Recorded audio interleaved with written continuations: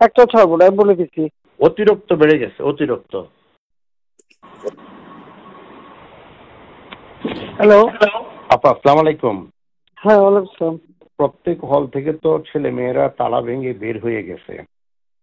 এখন তারা রাজু ভাস্কর যে 4-5 হাজার ছেলে মেয়ে জমা হয়েছে, মল চত্বরে জমা হয়েছে এবং যে কোনো মুহূর্তে আমার বাসাও অ্যাটাক করতে পারে।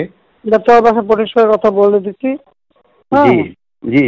আর ওই যে আগে একবার করছে ওরকম একটা প্রস্তুতি, লাঠি ছোট নিয়ে বের হয়েছে।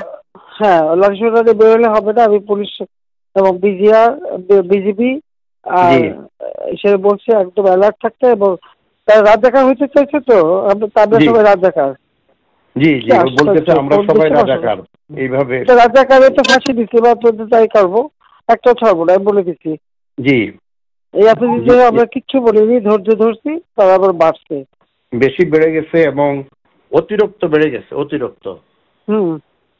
তা আপা একটু ক্যাম্পাসের নিরাপত্তাটা আর একটু বাড়ানো, আর আমার ক্যাম্পাসের ব্যবস্থা করছি সমস্ত ক্যাম্পাসে।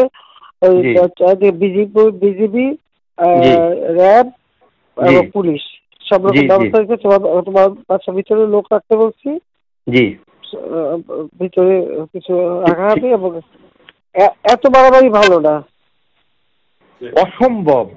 এবং বিজয় 71 হলে ছাত্রলীগের ছেলেদেরকে মেরেছে, আরো 2-1টা হলে একই কাজ করেছে ছাত্রলীগের ছেলেমেলে। সাদ্দাম, ইনান, শয়ন, ওরা আমার বাসায় ছিল সন্ধ্যা থেকে। আমি খবর পাচ্ছিলাম, ওদেরকে আমি ডেকে নিয়ে আসছি, ওরাও আসছে।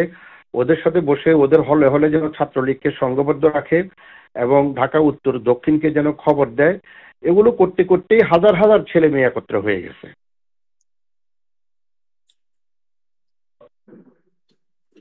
কোন দেশে বাস করি আমরা, এদেরকে বাঁধতে পারছে তো সব থেকে। তোদের রাজাকারদের কি অবস্থা দেখিস না, সব কিছু ফাঁসি দিচ্ছে, এবার তোদেরও চলবে না। এবার এই ঝামেলাটা যাক, এরপরে আমিও নিজে ধরে ধরে যারা অস্থিরতা সৃষ্টি করছে মেইন যারা আছে এদেরকে বহিষ্কার করবে ইউনিভার্সিটি থেকে। সবাই আমি বলে দিচ্ছি যে আজকে সহ্য করা পারে অ্যারেস্ট করবে, ধরে নেবে এবং যা অ্যাকশন দেবে, যা হয়। কারণ ইংল্যান্ডে এরকম ছাত্র রাজনীতি ঝড়টা বাঁচে নামলো, কতগুলো বাইরে ফেলাই দিল না।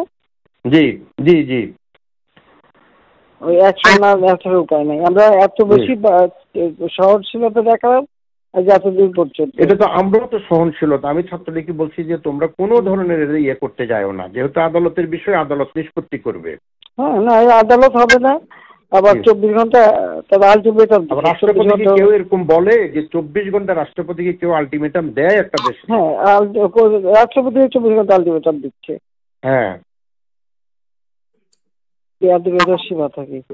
আমি আপনাকে যদি অন্য কোনো খারাপের দিকে যে আমি আবার একটু জানাবো, কিন্তু রাতের বেলা জানাবো না, হয়তো বা আধা ঘন্টা 1 ঘন্টার মধ্যে হলে জানাবো। কোনো অসুবিধা নাই, না রাতেও জানাই, আমি সবসময় ঠিক আছে। জি জি, আসসালামু আলাইকুম।